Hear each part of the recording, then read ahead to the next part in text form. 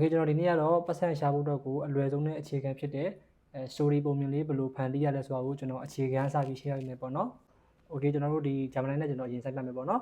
်ဝင်လိုက်ပါအထက်ရောက်ပြီဆိုလို့ရှိရင်တော့ကိုဖန်တီးခြင်းတဲ့ပုံမြင် story ပေါ့နော်ပညာပေးပုံမြင်လေးပြောမလားဒါမှမဟုတ်ကာတွန်းပုံစံဘိုးတို့တာအပိုင်းဖြစ်ဖြစ်ပေါ့နော်တခုခုကိုကြည့်တဲ့ဟာလေးတခုဒီမှာရေးလိုက်မယ်ပေါ့နော်ဒါလေးကျွန်တော်ရေးလိုက်မယ်ပေါ့နော်2မိနစ်စာပညာပေးဘိုးတို့တာပုံမြင်လေးတစ်ပုတ်ဖန်တီးဖို့အတွက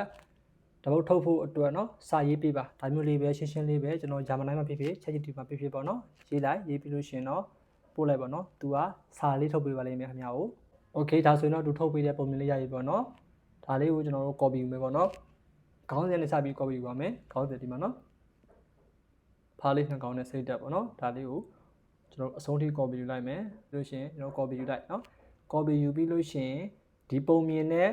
ပတ်သက်ပြီးတော့ပုံတစ်ပုံလောက်ထုတ်ပြီးပေါ့နော်ဒီမှာနော်ကျွန်တော်ဒါမျိုးလေးထည့်ရေးလိုက်တယ်ဒီပုံမြင်နဲ့ live ဖတ်တဲ့ပုံထုတ်ဖို့အတွက် 9:60 ratio နဲ့ image generation prompt ရေးပေးပါပေါ့နော်ဒါကကျွန်တော်ဒီပုံမြင်တစ်ခုလုံးရောက်တော့ကိုခြုံငုံပြီးတော့ပုံတစ်ပုံထုတ်တာပေါ့နော်ပုံမှန်ကျွန်တော်တို့လောမဲ့ပုံစံကတော့ဒီပုံမြင်မှာပါတဲ့အခန်းတွေအတွက်ကိုကျွန်တော်တို့ video ထုတ်ဖို့အတွက်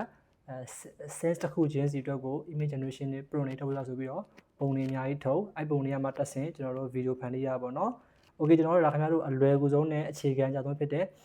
ဒီသဘောတရားလေးကိုသိအောင်ပဲကျွန်တော်သင်ပြရဖြစ်လို့ကြောင့်မလို့တဘောလုံးစာကိုခြုံငုံပြီးတော့ကျွန်တော်ပုံတစ်ပုံထုတ်လိုက်မယ်နော်တောင်းလိုက်အပေါ်မှာတော့ပုံမြင်စာသားကျွန်တော် copy ထားရှိရနော်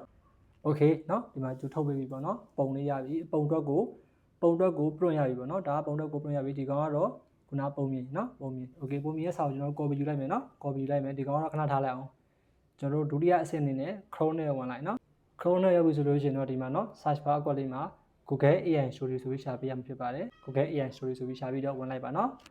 ဒီကောင်ကတော့မြန်မာနိုင်ငံကဆိုလို့ရှိရင်တော့ VPN ခံသုံးပေးရမယ်ထင်ပါတယ်နော်ကျွန်တော်ကတော့တိုင်းမှာဆိုတော့ VPN မလို့ဝင်လို့မရဘူးဆိုတော့ VPN ခံပြီးဝင်ပါနော် Okay ဒီမှာ Google AI Story သိပြီဆိုလို့ရှိရင်တော့ဝင်လိုက်ပါဒါဆိုရင်တော့အထက်ရောက်သွားပြီဖြစ်ပါတယ်ပေါ့နော်နောက်ပြီးဆိုရင်ဒီမှာ Guest Star ဆိုတာရှိရဒီကောင်လေးကိုနှိပ်ပြီးဝင်လိုက်ရတယ်အပေါ်အနေနဲ့ဆွဲပြီးတော့ဒီအောက်က Guest Star ကိုဝင်လိုက်ရတယ်ပေါ့နော် Guest Star ကိုဆက်နေလိုက်ပါကိုမှရှိတဲ့ Gmail account တစ်ခုနဲ့ချိတ်ပေးရမှာဖြစ်ပါတယ်ပေါ့နော်ကိုအဆင်ပြေတဲ့ Gmail account တစ်ခုနဲ့ချိတ်ပေးလိုက်ပါ Google account နဲ့ချိတ်ပြီးလို့နောက်တစ်ဆင့်ရောက်ပြီဆိုလို့ရှိရင်တော့ဒါမျိုးလေးပြရတယ်ပေါ့နော်ဒီမှာဒီကွက်နှစ်ကွက်ကိုအမှန်ချိတ်ပေးရပါတယ်မဟုတ်လို့ရှိရင်ဒီကောင်ဆက်နေလို့မရဘူးပေါ့နော် continue နေလို့မရဘူးအဲတော့ဒီကကွက်လေးနှစ်ကွက်ကိုအမှန်ချိတ်ပြီးလို့ရှိရင် continue ထပ်နေဒါဆိုရင်တော့ကျွန်တော်တို့အတန်စထုတ်ဖို့အတွက်ကိုဒီ Google AI Studio တော့ရောက်ပြီပေါ့နော်ရောက်ပြီဆိုလို့ရှိရင်တော့ကျွန်တော်အတန်ထုတ်မှဆိုတော့အတွက်ကြောင့်မလို့ဒီအောက်ကွက်နဲ့ဆွဲပြီးတော့ဒီမှာနော် speed and music ဆိုတာရှိတယ်အကောင့်လေးတစ်ချက်သွားရွေးပေးဒီမှာကတော့ကျွန်တော်အတန်ထုတ်ဖို့တော့က free version ရဒီအပေါ်ကတစ်ခုပဲရှိရပါတော့3.1 flash အောက်ကဟာရပိတ်ပိတ်ဆိုပတ်စံပေးရတဲ့ဟာတွေပေါ့နော် Okay ကျွန်တော်တို့ဒီအပေါ်က free version ကိုသွားမယ်ဒါဆိုရင်တော့ကျွန်တော်တို့ဒီအတန်ထုတ်တဲ့နေရာရောက်ပြီပေါ့နော်ဒါကတော့အကုန်လုံးကအတန်ထုတ်တဲ့ဟာတွေပဲအတန်မျိုးစုံကွာတာပေါ့နော်သူကဒါဆိုလို့ရှိရင်တော့ assistant တွေပြောတဲ့အတန်ဒါဆိုရင်တော့ကြော်ညာပြောတဲ့အတန်ဒါကတော့ gaming host တွေပြောတဲ့အတန်ပေါ့ဗျာနော်အတန်တွေမျိုးစုံရှိတယ်ဆိုတော့ပြီးမှတစ်ခုချင်း license ကြနောက်မှာနော်လောလောဆယ်ကျွန်တော်ကတော့ဒီဘာမှ setting change ရမလို့ပဲနဲ့ပုံမြင်တန်းပြောလို့ရတဲ့အတန်တစ်ခုရှိတဲ့ဟာတော့ဒီမှာပေါ့နော် patient teacher ဆိုလေးရှိရဲအားလေးမစိုးဘူးအကောင်လေးနဲ့ကျွန်တော်လောလောဆယ်မှာအလွယ်ဆိုင်ပါပြီမယ်ပေါ့နော်တစ်ချက်ဝင်လိုက်စကားပြောတဲ့သူ2ယောက်ရှိတယ်ကျွန်တော်တို့ကတစ်ယောက်ပဲသုံးမှဖြစ်တဲ့အတွက်ကြောင့်မလို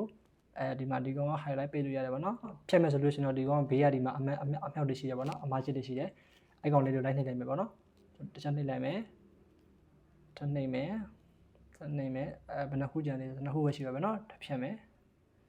Okay ဒါဆိုရင်တော့ဒီမှာ total တစ်ခုပဲရှိရပါတော့ speaker 1တယောက်ပဲရှိရတယ်ဒါဆိုလို့ရှိရင်တော့ကျွန်တော်တို့ပြောချင်တဲ့စာလေးကိုဒီမှာထည့်လို့ရပြီပေါ့နော် Okay အဲကြောင့်ဒီသူ့မှာပါနေတဲ့အင်္ဂလိပ်စာကိုကျွန်တော်တို့ဖြတ်မယ်ပေါ့နော်ဖြတ်ထားလိုက် select all ပေးလိုက်ပေါ့နော်ဖြတ်လိုက်ပေါ့ဖြတ်ပြီးလို့ရှိရင်တော့ဒီမှာဘာမှမရှိတော့ဘူးเนาะဒါဒီမှာကိုခုနကကူးခဲ့တဲ့မြန်မာစာကို copy ပြီးတဲ့ဟာကိုဒီမှာလာပြီးတော့paste ချလိုက်မယ်ပေါ့နော်ဒါခုနကကိုကူးခဲ့တဲ့ပုံမြင်လေးရဲ့ဟာပေါ့နော် Okay စာရပြီအဲ့ပြီဆိုလို့ရှိရင်တော့အတန်ကတော့ဒီမှာတော့ပြောင်းလို့ရတယ်ပေါ့နော်ဒီမှာကျွန်တော်ဒီပြောချင်တဲ့ပုံမြင်ပြောသူရဲ့အတန်ပေါ့နော်ဒီအားလေးကိုတစ်ချက်နှိပ်လိုက်အဲ့မှာအောက်အတန်တွေအများကြီးကျလာတယ်ပေါ့နော်အတန်တွေစမ်းဖို့ဆိုတော့ဒီအောက်မှာ play လေးတွေရှိတယ် What idea do you want? What sparks your interest? What's a skill you'd like to develop? ဘေးက play button လေးတွေကိုနှိပ်ပြီးတော့ကြိုက်တဲ့အတန်လေးကိုပြောင်းဆန်းလို့ရတယ်ပေါ့နော်ကျွန်တော်တို့ဒီကောင်လေးနဲ့ခဏဆန်းလိုက်မယ်ပေါ့နော်ဒီမှာဒါလေးကိုကြိုက်ပြီဆိုလို့ရှိရင်တော့တစ်ချက်နှိပ်လိုက်ဒါဆိုရင်တော့ကားတန်းပြသွားတယ်နော်အဲဆိုတော့ဒီကောင်အတန်ကိုစသုံးနေပြီပေါ့နော်ဒီအတန်လေးကြိုက်ပြီဆိုလို့ရှိရင်တော့ကျွန်တော်ဒီဘေးကိုတစ်ချက်နှိပ်လိုက်ဒါဆိုလို့ရှိရင်တော့ဒီမှာကျွန်တော်ရွေးတဲ့အတန်နော်ဒီအပေါ်ကဟာတွေကတော့ဘလို့အခန်းမှာပြောမှလဲဘလို့အတန်နဲ့ပြောမလဲဆိုတာမျိုးတွေကိုထည့်တယ်ဟိုစာတွေပေါ့နော်လောဆယ်မှာမလို့ဘူးဒီတိုင်းတန်းပြောလို့ရတယ်ခင်ဗျားတို့အစင်သင့်တန်းသုံးလို့ရအောင်သူ original ပါတဲ့ဟာတွေကအဆင်ပြေတယ်ပေါ့နော်ကိုထည့်တဲ့ပုံမြင်လေးတစ်ခုရပြီ အတန်ရေးပြီးပါဆိုလို့ရှိရင်တော့အောက်မှာ run ဆိုတာလေးကိုတစ်ချက်နှိပ်လိုက်ဒါဆိုရင်သူကအတန်ထုတ်ပေးလိမ့်မယ်ပေါ့နော်โอเคကျွန်တော်ပုံမြင်လေးတစ်ခုကိုအတန်လောက်လာရပြီပေါ့နော်ဒီမှာ2မိနစ်ကျော်တော့ပြတယ်ဒါပေမဲ့တကယ်တမ်းတော့1မိနစ်ကျော်ပဲရှိမှာပါတောက်ကဟာသူအပူပြနေတာပေါ့နော်အတန်လေးကျွန်တော်နောက်ထောင်ကြည့်ရအောင်ပေါ့နော် ဖားလေးနှစ်ကောင်ရဲ့စိတ်ဓာတ်လူသူကင်းဝေးတဲ့ခြံဝင်းကျဲကြီးတစ်ခုထဲမှာဖားတငယ်ချင်းနှစ်ကောင်ရှိကြတယ် โอเคကျွန်တော်အတန်လေးမစိုးဘူးပေါ့နော်ဒါပုံမြင်ပြောတဲ့အတန်လေးရပြီဆိုလို့ရှိရင်ကျွန်တော်ဒီအတန်လေးကို download ဆွဲမယ်ဆိုလို့ရှိရင်ဒီမှာနော် download မြားလေးကိုတစ်ချက်နှိပ်ပြီးတော့ download ဆွဲလိုက်ပါမယ်ဒါဆိုရင်သူစပြီး down နေပြီ okay down ပြီးသွားပြီပေါ့နော်အတန် file ရပြီပုံသွားထုတ်တဲ့အစီအစဉ်ကိုသွားမယ်ပေါ့နော်ဒီ story နဲ့ လိုက်မဲ့ပုံလေးဘယ်လိုထုတ်ရမလဲဆိုတာကိုကျွန်တော်တို့သွားပြီးတော့ကျွန်တော်တို့ခုန Gemini မှာတောင်းထားတဲ့ prompt ရှိရပေါ့နော်အဲ့ကောင်လေးကိုတော့ copy ပြီးတော့ပုံသွားထုတ်မယ်ပေါ့နော်ပြီးရင်ဒီမှာ flow AI ဆိုပြီးရှာလိုက်ပေါ့နော်ဒီကောင်လည်းအဲ့လိုပါပဲ VPN ခံပြီးကိုပေးမှာဖြစ်ပါတယ်ပေါ့နော်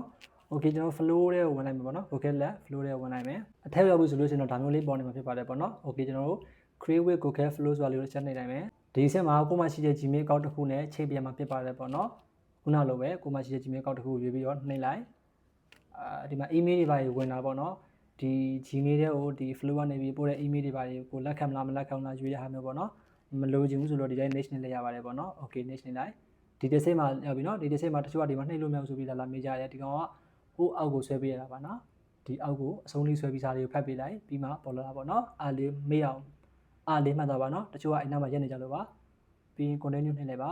ဒါဆိုရင်တော့ကျွန်တော်စပြီးတော့ဒီ flow AI နဲ့ရောက်တော့ပြီဖြစ်ပါတယ်ကျွန်တော်တို့လိုချင်တဲ့ပုံတွေဗီဒီယိုတွေဒီမှာထုတ်လို့ရတယ်ပေါ့နော်ကျွန်တော်စမယ်ဆိုလို့ရှိရင်ဒီမှာ new project ဆိုတာလေးကိုချက်နေလိုက် okay ဒါကတော့သူ update ပါရှိဆိုတာကိုပြပေးတာပေါ့နော်ပြီးရင်အောက်ကဒီမှာဟာလေးချက်လိုက်နှိပ်ပေးလိုက်ဒါကြီးအကုန်လုံးကြည့်ပြီးသွားဆိုလို့ရှိရင်တော့အောက်မှာရှိတဲ့ guest star ဆိုတာလေးကိုတစ်ချက်နှိပ်မယ်ပေါ့နော်ဒါကတော့ version အသစ်ဟိုတနေ့မှပြောင်းသွားလာမလို့သူ့မှာပါတဲ့အသစ်တွေကိုခဏပြပေးတာပေါ့နော် okay ဒါဆိုလို့ရှိရင်ကျွန်တော်တို့ပုံတွေစထုတ်လို့ရပြီပုံတွေဗီဒီယိုတွေပေါ့နော် flow ကအဲ့လိုမိုက်ပါတယ်တရက်ကို0.50 free ပေးပါတယ်ပေါ့နော်ဒီကောင်ကလေ okay ကျွန်တော်တို့စပြီးတော့ပုံထုတ်မယ်ဆိုလို့ရှိရင်တော့ဒီကောင်က credit မကုန်ပါဘူး free ပါအဲ့ဒါကြောင့်ကျွန်တော်ပုံထုတ်မယ်ဆိုလို့ရှိရင်ဒီအောက်မှာရှိတဲ့အကွက်ကလေးနော်ဒီမှာလေးကိုတစ်ချက်သွားနှိပ်မယ် image ဆိုတာရွေးပြီးသားဖြစ်နေရနော်ဒါဆိုရင်တော့ရွေးကြမလို့ဗီဒီယိုတော့နောက်မှထုတ်မယ်နောက်ပိုင်းကျရင်ကျွန်တော်ဗီဒီယိုထုံလေးတင်ပေးမယ်တူတူပါပဲမခတ်ပါဘူးเนาะ TikTok မှာတင်မှာဖြစ်တဲ့ကြောင့်မလို့ site ကို 9:60 ရွေးလိုက်မယ်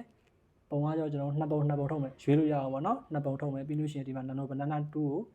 Nano Banana Pro လေးရွေးလိုက်မယ်ပေါ့เนาะပိုကောင်းတယ် credit ကဒီကောင်0ပါလုံးဝမကုန်ပါဘူး okay ကျွန်တော်တို့ပြန်စစ်မယ် image 9:60 ratio နှစ်ပုံထုတ်မယ် Banana Pro မှန်ပြီเนาะမှန်ပြီဆိုလို့ရှိရင်တော့ video တစ်ချက်နှိပ်လိုက်ပြီးဒီအောက်ကအကွက်ကလေးမှာခုနကကျွန်တော်တို့ကူလာခဲ့တဲ့ Gemini ကကူလာခဲ့တဲ့ပုံထုတ်ဖို့တော့ကို prompt ပေါ့เนาะအကောင့်လေးကို paste ချလိုက်မယ်ဒါကပုံထုတ်ဖို့အတွက် prompt เนาะရပြီဆိုလို့ရှိရင်ကျွန်တော်တို့ဒီမှာမြားလေးနှိပ်ပြီးတော့ပို့လိုက်မယ်ဒါဆိုခဏဆောင်သူပုံထုတ်ပေးနေပြီပေါ့เนาะ okay ဒါဆိုလို့ရှိရင်တော့ပုံလေးနှစ်ပုံထုတ်ပေးပြီပေါ့เนาะကိုအဆင်ပြေတဲ့ပုံတစ်ပုံကိုယူသုံးပါဒီမှာတော့သူကရွေးချက်စရာနှစ်ပုံပြပေးတာဖြစ်တဲ့အတွက်ကြောင့်မလို့ကျွန်တော်ဒီမှာနှစ်ပုံရွေးခဲ့လို့ပေါ့เนาะ၄ပုံဆို၄ပုံတော့များပါတယ်နှစ်ပုံတော့ဆိုရတယ်ပေါ့เนาะ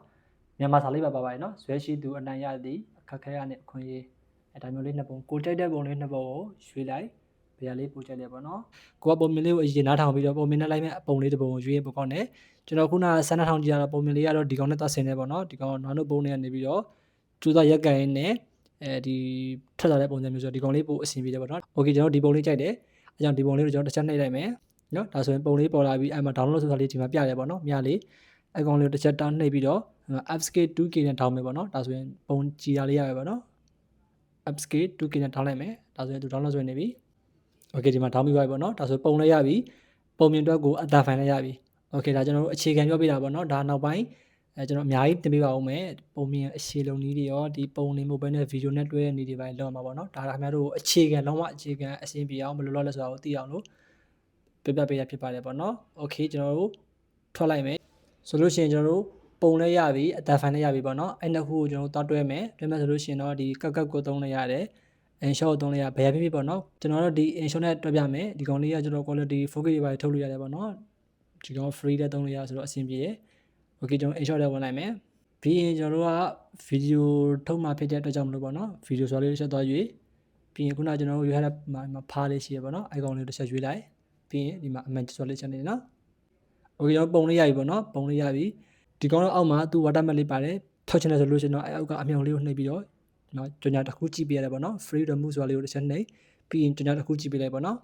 ဒါဆိုလို့ရှိရင်တော့အောက်က watermark လေးပျောက်သွားပြီမရှိတော့ဘူးပေါ့နော်ပုံအပြည့်ရပြီပေါ့နော် okay ကျွန်တော်တို့ပုံလေးရပြီဆိုတော့ကျွန်တော်တို့ကအတန်ထည့်မယ်ပေါ့နော်အတန်ထည့်မယ်ဆိုလို့ရှိရင်ဒီမှာ audio ဆိုတာရှိတယ် audio လေးကိုသွားနှိပ်လိုက်ပြီးလို့ရှိရင်ဒီမှာmusic ဆိုတာလေးရှိရပေါ့နော်အားလေးတစ်ချက်သွားနှိပ်လိုက် ပြီးလို့ရှိရင်ကျွန်တော်တို့ရဲ့ဒီမှာ my music ဆိုတာလေးကိုချက်သွားနှိပ်လိုက်နော်ဒါဆိုလို့ရှိရင် my music နှိပ်ပြီးဆိုရင်ကျွန်တော်တို့ဒီထဲမှာရှိတဲ့အတန်ဖိုင်တွေပေါ်လာလိမ့်မယ်ပေါ့နော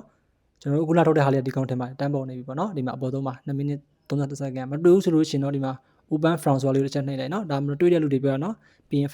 file manager တဲ့ကိုဝင်ပြီးရင်ဒီမှာ internet storage ဆိုတော့သွားပြီးလို့ရှိရင်ဒီမှာ download ဆိုတော့သွားချနော် download အဲ့မှာဒီမှာ generate audio နော်ဒီမှာခုနကကျွန်တော်ထုတ်ရတဲ့ဟာလေးတခုပြနေဖြစ်ပါတယ် okay ကျွန်တော်တို့အပြင်ရပြတဲ့ခါရတန်းယူလိုက်မယ်သူကပြပြီးသားဆိုတော့ပေါ့နော်ဒီမှာဒါလေးတစ်ချက်နှိပ်လိုက်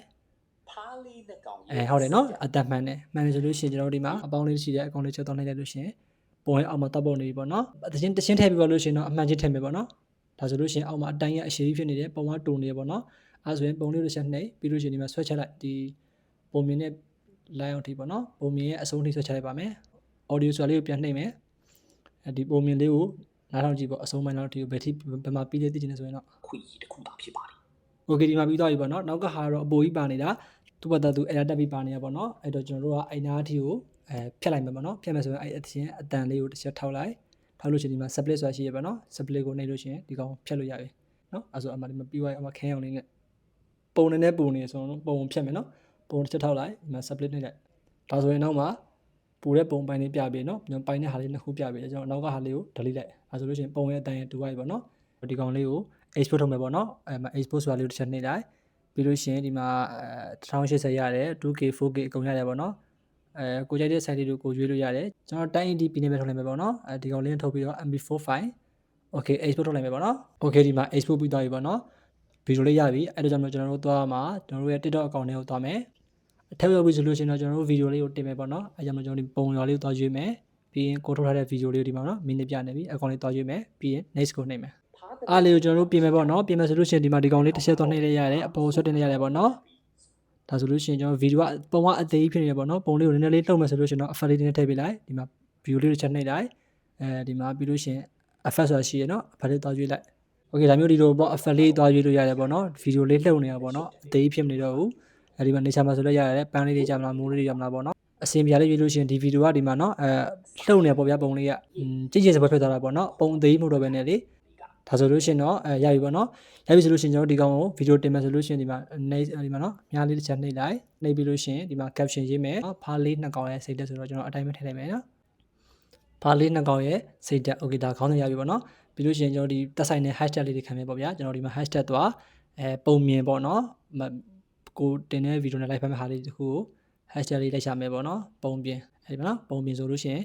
ပုံပြင်နဲ့ပတ်သက်တာလေးတခုရွေးပြီးတော့တင်လိုက်ပြီး hashtag ထပ်ခံနောက်တစ်ခုကဘာပြောမလဲဆိုတော့story နှိပ်လို့ရှိရင်ထပ်ရှာဒီမှာ story ပေါ့နော်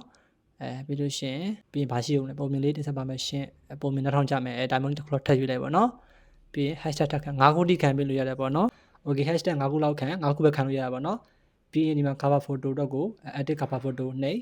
်ပြီးလို့ရှိရင်ဒီကိုးစာလေးပေါ်အောင်ပေါ့နော်အောက်လေးနဲ့ဆွဲချဒါဆိုလို့ရှိရင်ဖားပုံလေးရဲ့သူဒီစာလေးရဲ့ပေါ်ပြီပေါ့နော်ပေါ်ပြီလို့ရှိရင်တော့ကျွန်တော်ဒီမှာ save ဆိုတာလေးတစ်ချက်နှိပ်ဒါဆိုလို့ရှိရင် cover photo ကလည်းဒါမျိုးလေးပေါ်နေပြီ okay ကျွန်တော်ဒါဆိုလို့ရှိရင်တော့ရပြီဆိုလို့ရှိရင်ကျွန်တော်ဒီမှာ post ဆိုတာလေးကိုတစ်ချက်နှိပ်တယ်ဆိုလို့ရှိရင်တော့ဒီပုံမြင်လေးတစ်ပုဒ်ကိုကျွန်တော် TikTok ကောင်မှာတင်ပြီးတော့ရွေးပါလေပေါ့နော်ဒါဆိုရင်ဒီပုံမြင်ကိုတွေ့ပြီးတော့လူကြီး2000ပဲခလေး2000ပဲပေါ့နော်ကိုတခုခုကိုဖန်တီးလို့ရတဲ့ဆိုတာမျိုးကျွန်တော်ရှင်းပြပေးတာဖြစ်ပါတယ်ဆိုတော့မလို့တက်ဖို့ဆိုပြီးထိုင်နေပါတဲ့ဆိုင်လို့ရှိရင်ဒါလေးတွေကိုဆမ်းပြီးလုပ်ကြည့်ပါဒါလေးတွေကလည်းတချို့နားထောင်ရင်နဲ့ပေါက်သွားတဲ့ဆိုလို့ရှိရင်လည်းမီဒီယာချီဝါဆိုလို့ရှိရင်လည်းကျွန်တော်တို့ပတ်စံတွေရနိုင်ပါတယ်နောက်နေ့သင်ခန်းစာတွေကတော့ဒီထက်ကောင်းတဲ့ဟာတွေလာပါမယ်ဒါကတော့ကျွန်တော်အခြေခံပိုင်းလေးတွေစပြီးသင်ပြဖြစ်ပါတယ်ဒါမျိုးဘုံလူတာလေးတွေကိုအများကြီးတက်ဆက်ပေးနေမှာဖြစ်လို့ကျွန်တော်အကောင့်လေးကို follow လုပ်ခဲ့ပါဒီနေ့သင်ပေးတဲ့သင်ခန်းစာလေးကိုလည်းကျွန်တော် Telegram group မှာအင်ဂျာအနေနဲ့ပို့ပေးခဲ့ကြဖို့ပြောချင်ပါတယ်ပေါ့နော် okay နောက်နေ့မှပြန်တွေ့ကြပါမယ်